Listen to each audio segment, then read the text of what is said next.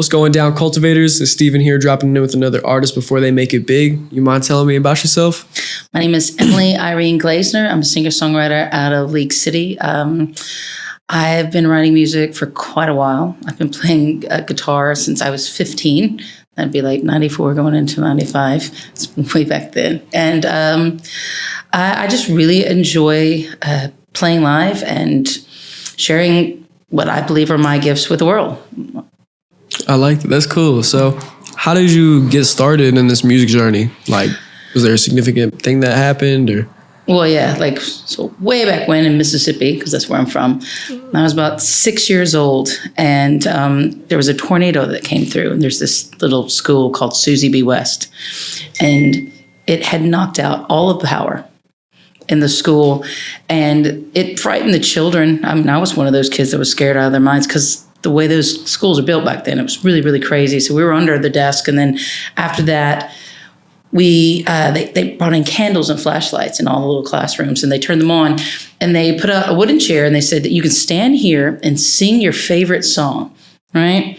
And so I think everybody's saying, Jesus loves me, Jesus loves the little children, those kind of things, right? So when it was my turn, I got up and sang all the wrong words to Amarillo by Morning, because I thought it was Emma Fiddle by Morning. And I mean, just the 6-year-old girl just belting it out. Shortly after that, the lights come on, and the teacher's assistant grabs my arm and hauls me off down to the principal's office like I did something wrong. She calls my mother. She goes, "Do you know what your daughter just did?"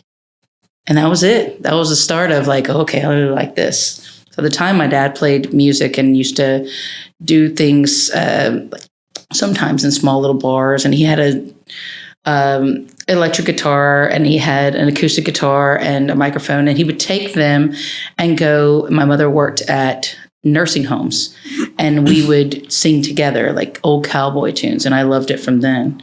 And when I got older, I got into Elton John. I'm a huge Elton John fan. So I would listen to him from, say, 1970, and at the time we'd go to 95. So the difference in the voice and all the ways that you could sing different songs, that's where I grew the ability to change my vocals the way I can. So you got range then for sure, huh? I do have a range, yes. I like that. That's cool. That's really cool, especially because you can make different genres of music too. You don't have to conform yourself to one little thing. It's like, I'm out the box. I'm an artist for real. Come at me. It's real. But so I've got to ask you, what are some of the essential values and ethics you live by now as an artist? I have this really great friend. His name is Gene. And years ago, he told me that he had a teacher in art. He was in art school. And he said that there is no thing like bad art or good art. It's like you just don't understand it. So if there's something I don't like, or I'll think to myself, no, it's not that I don't like it. I don't understand it.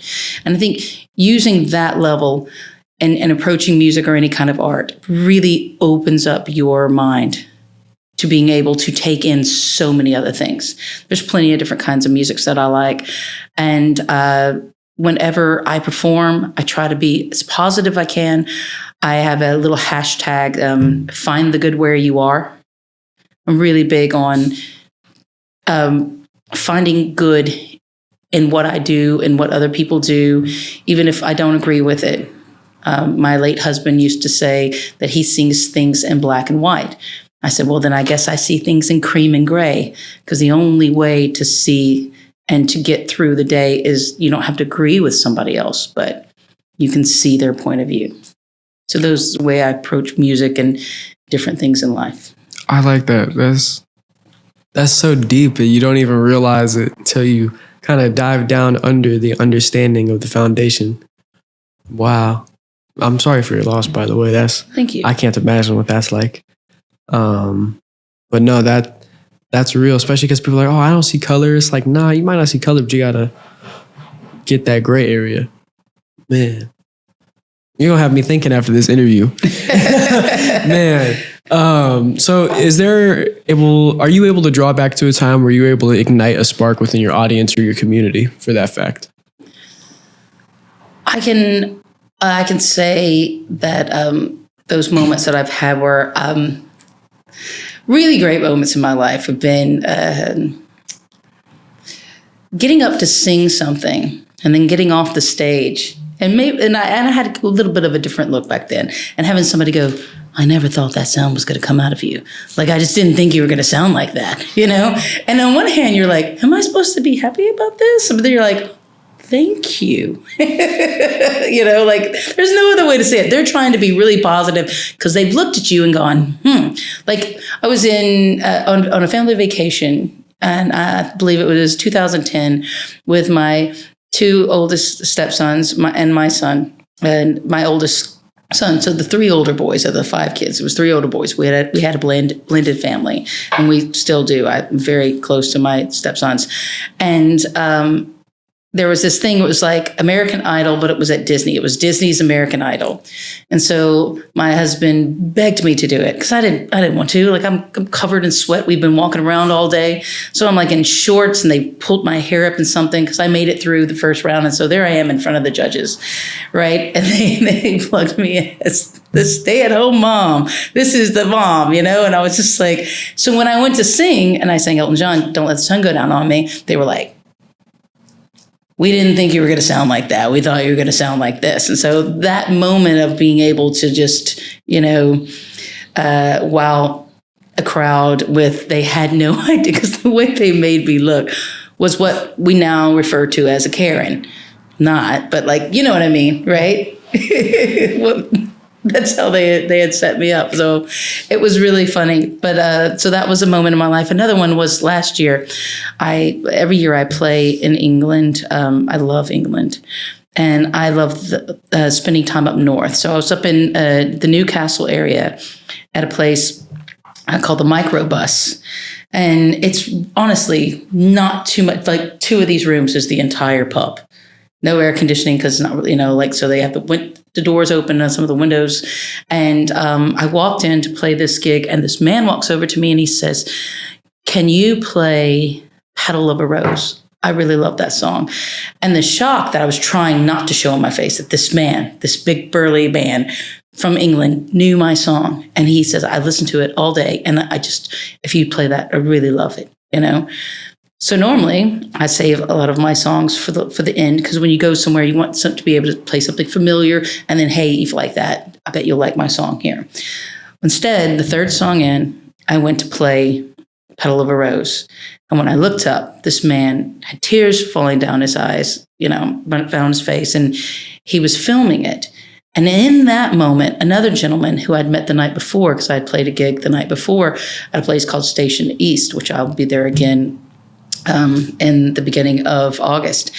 And he walked in and he loved the song as well. So I had these two men, big burly men, when I'm playing this very sad song about the loss of my husband and what it felt like to be in that kind of numbness.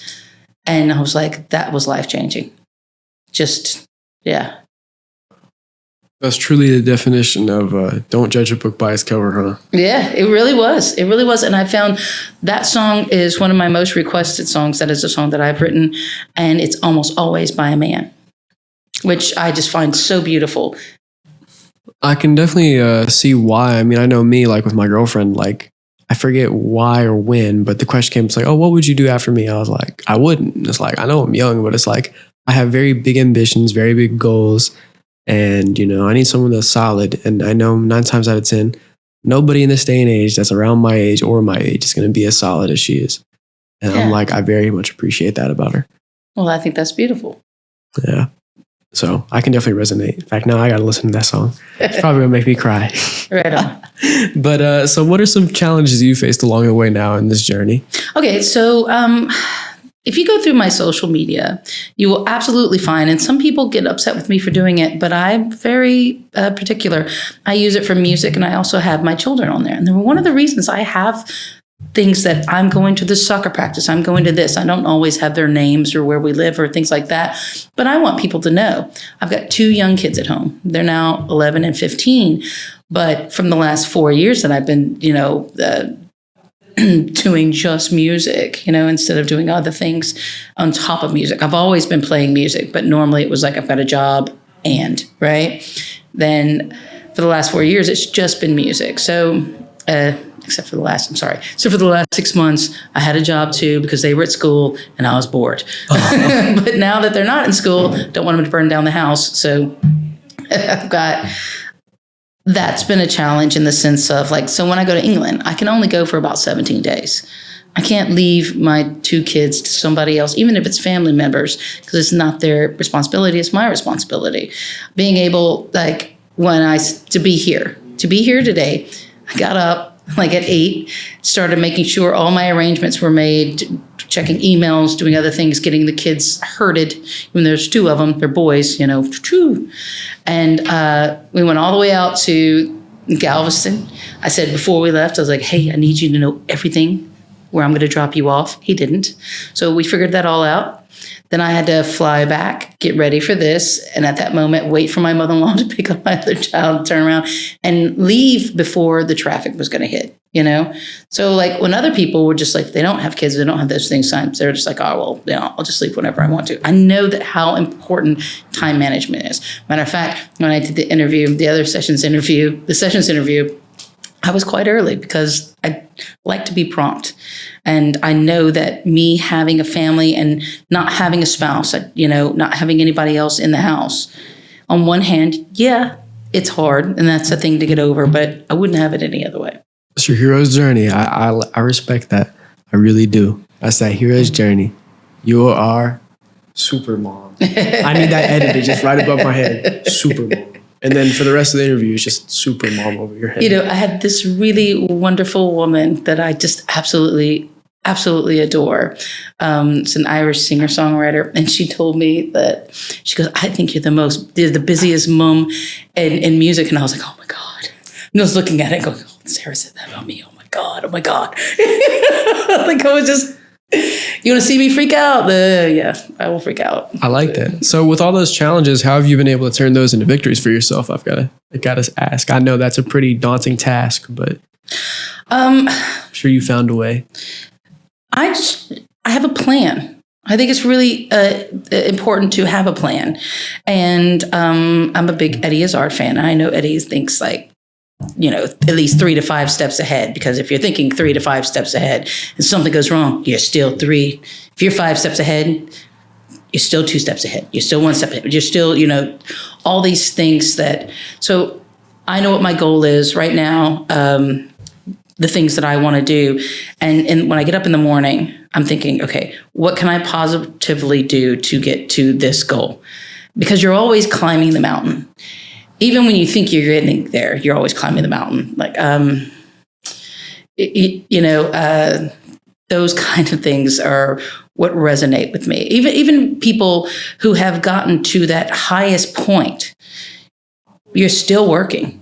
You're still, it never stops. And that's any kind of career that you decide in life, whether you're a businessman, whether you're a stay-at-home mom, it never ends. Whether you're doing something that I'm doing, like in the industry, I'm always working towards a goal.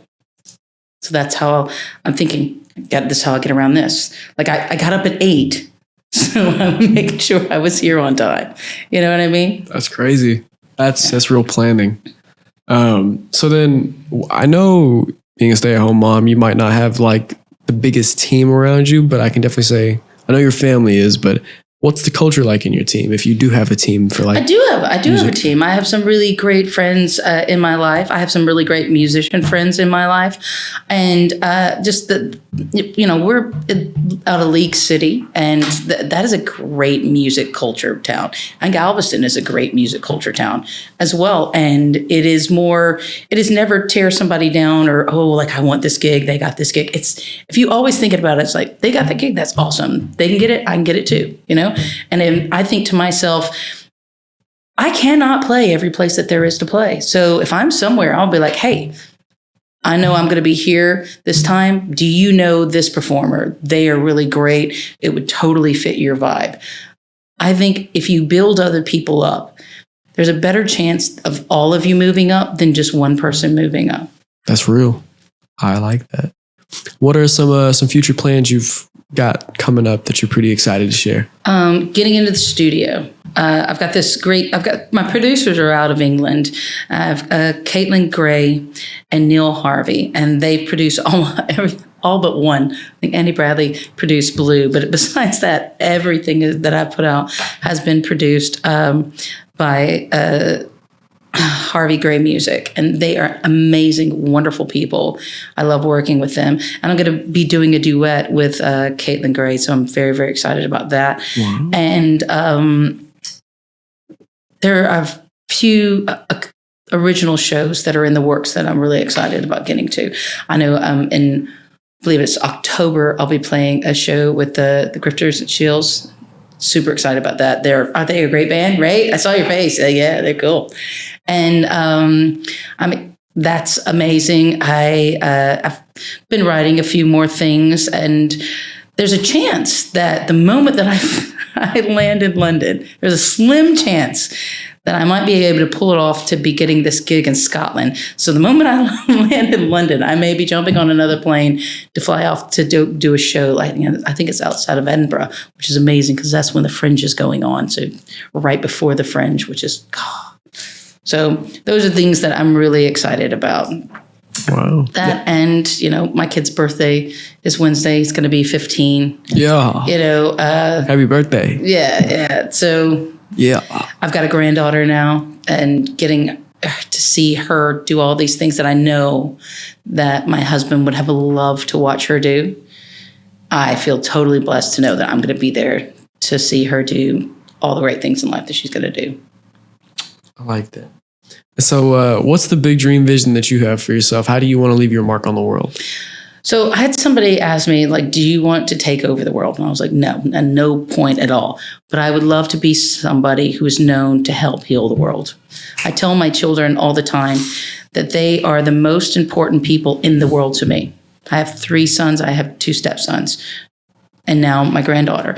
They are the most important people in the world. There isn't anyone besides my kids. I mean, they're even on my little album or EP that I have out. But at no time, and especially my youngest 2, I would tell them all the time, at no time are you more important than anyone else in the world.